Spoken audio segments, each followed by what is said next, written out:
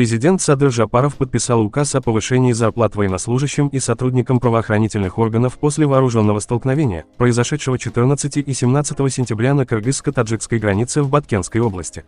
Глава Кабинета министров Акылбек Жапаров во время рабочей поездки в Баткенскую область рассказал о том, насколько повысят зарплаты пограничникам с 1 октября.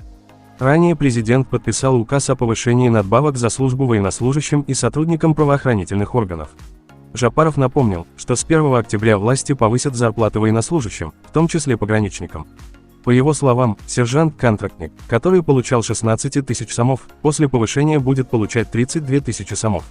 Но к тем, кто служит в Лейликском и Баткенском районах, применили двойной коэффициент, это значит, что пограничники этих районов будут получать около 76 тысяч сомов, сообщил Жапаров. 18 сентября МИД Кыргызстана назвал произошедшие события на границе заранее спланированным вооруженным актом агрессии Таджикистана в отношении Кыргызстана. Кроме того, кыргызская сторона обвинила Таджикистан в нарушении территориальной целостности страны.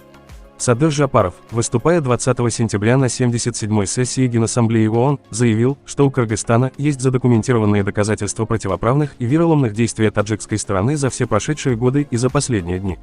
Таджикская сторона обвинила в эскалации конфликта Кыргызстан и заявила, что именно кыргызская сторона открыла огонь по всей линии таджикско-кыргызской границы.